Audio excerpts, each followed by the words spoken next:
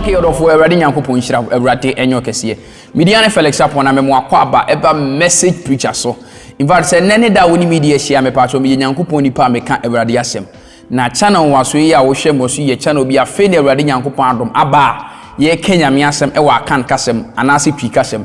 Inti se nene first that media share patcho bo modi anso be subscribe to channel we for notification be on eto so. Ne bire bi Ebrade Yankopon be na me so de na asem abado won so wonsa atumi akabi. Me channels no eyemienu me wo main channel ho eno ye Felix upon PNT ye the podcast anase English language no ene di djuma also by message preacher iso de ye di akan kasa anase twi language no ene di djuma e wo ye channel we so. Inti se nene first that say di kan modi anso be subscribe for notification be on eto so. Ne bire bi Ebrade Yankopon be na me so de na asem be ba no won so wonsa atumi akabi. Anopa me pese me no usua de ketu e ma video ni nye tenten edi bomodin so be hwe video ni nyina akosi na wieye na Ebrade Yankopon e de ne nsa be kan me pese me no usua de bi fa ekwan a obetimi afa so edi wo bonsam so. In fact, ene ye nyina enim baabi awiase ekekakọ ene enim baabi awiase eduru yenim okwan so obonsam enam so edi wie nyamema enu ntina Ebrade yadom Ebrade ye bi ekwan ama me se memfa na asem we emra se de be ebem wani ata ho niam ba ho menu bi ho na watimi edi obonsam so na watimi ni obonsam na eden so edi esie na se de be obonsam na ema na homede so tiawa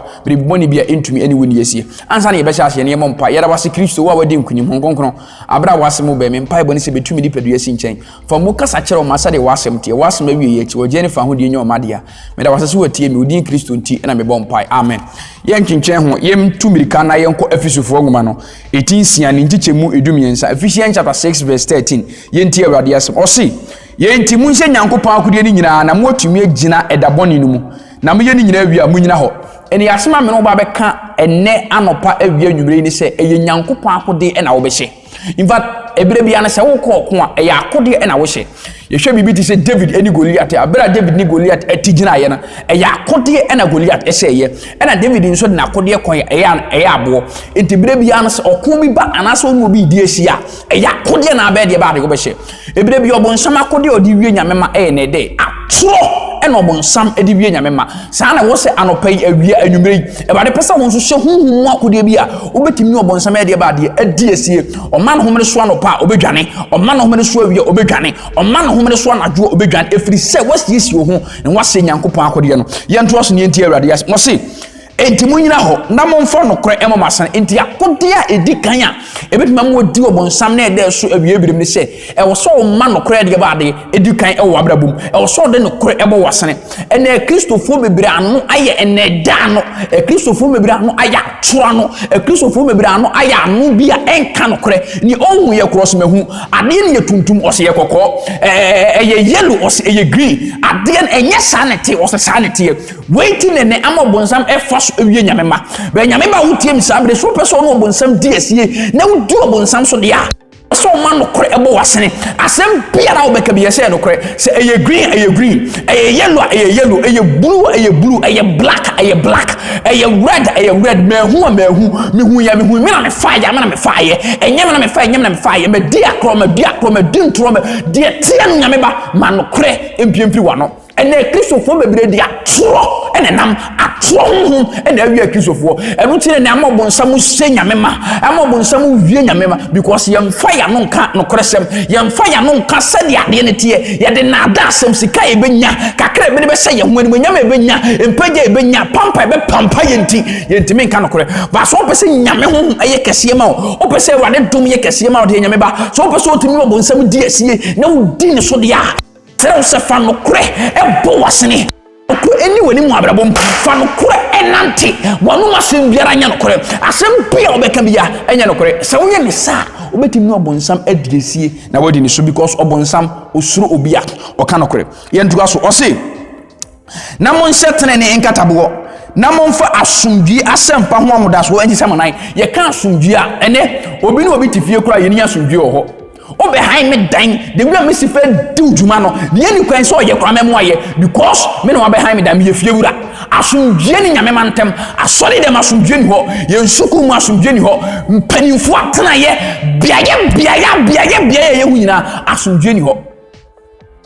na meba wotie me so person otimi di obonsam so masumdue emra onu nuantem da bia wotime da bia wakame me mfa nche no manye ni bi kro ohun se manye ni bi kro ohun se me so me wo ho manye ni bi obekase magimi manye ni bi obekase nim nyansa manye ni bi obekase masai me kire ni nyansa me kire ne bosum yedua mebro me kire no no so anyam nyameba wo che na obi nyam. Hallelujah. Baby obi ajabe so amen adwuma die na yede. Hallelujah. Praise God. Nyameba wo chi na obi nyam. Jesus Christ. Be che na bosum yedua mebro. Okay. Che na bosum yedua mebro. Na ba ko pia awrade anim. Ti nyameba wo tem sa abre me pese me ma wo te ase ese. Nyameba fa asumdue enante. Wati ukrampa huni se Kristo nti o de be che no. Why you be kura hunu se Kristo nti wo be de bade o de be che no. Ena asumdue eni nyamema ntem. De bia watimi, de bia wakame, de bia wayem sei. Enunti obonsam ewie nyamema edi kunsum ewie nyamema nyameba menyame asem entina mu fa no kore ebo wasene ne fa asomdwe nante na wo ye ne sanso bade nyankopon bebie kwan ma wo enye de nyina no se ne nyina agye no mon kora gidie kyem a mode betumi adum obonefo no be ma we dare nyina gidie kyem ene ade ba ko elake ye kristofo ene ade ba ko kristofo alake ye most eye de ba ade eye gidie. You see, nyankopon aye nyina som de ehu ne da eye gidie ne emia gidi se nyankopon ho. Hallelujah. Bible say one of hwehwe no e na chirikatuafo wona obanyame nche nyini so ede ba de ho eye gidie ne emia hu se anase ye tenka ana ye gitum se nyankopon ede ba de ho ne ye niwa atue ho die ye mfa hunu nyankopon da nyame ba gidie laki ye kristofo opompa ye krampo no onim se ade ne mmem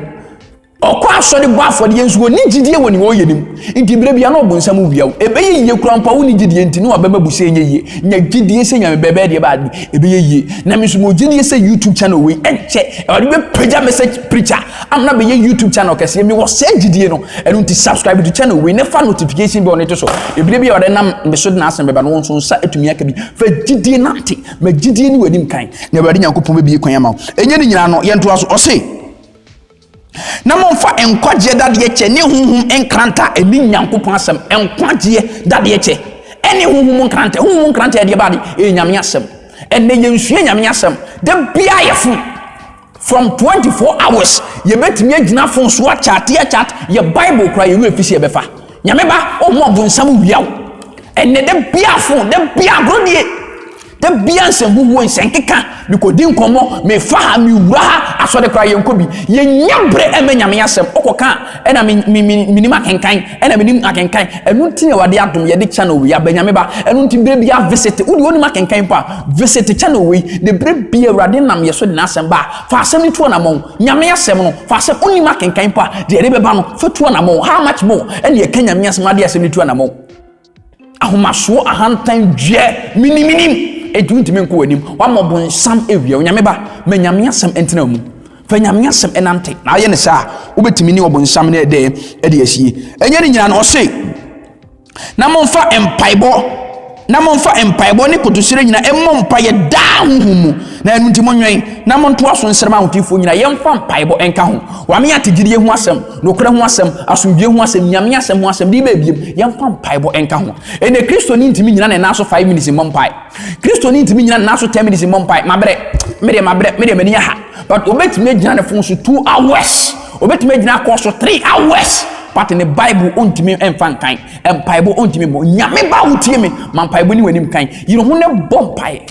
obonsam onzuro nyame ba onzuro di bere onzuro sike ekutawo onzuro position awo onzuro ajapade onzuro ba bia woduru abrabom intima paibo intimi mu anopa bompai ewia bompai enwure bompai me na me kan ma se me se me wochia me kora na minim die ntia wachia me bompai me di maduane minim die ntia don sa betu me bompai nyame ba mampaibo intimi mu na mampaibo tumi wa awurade yankopon so bie kwan ama anyway ye ma preaching ni nyetenten bara no pede mpesa ma wotiase ye ne se fa nyame asem we nante na awurade yankopon bie kwan ma so ye ne sa obetumi edi obonsam so ne awurade don be ye kese ama awurade nhyira Midiane Felix upon me main channel no ye the podcast and say English language in the dijuma ho eno ye Felix upon PNT link in the description box nim say bia wo share video we so Facebook and part of modern so be ko YouTube edin ye Felix upon PNT subscribe to main channel no video ya wo share so e wo message preacher so ha we na ya kan channel eno ye message preacher na eno so subscribe to subscribe Felix Apon PNT we are no subscribe message preacher na Awurade Nyankopon ebebie kwan am Awurade nhyira wo Awurade nye okese minim sɛ sabe hye bio na Awurade asɛm nso ebeba wo nkyɛ bim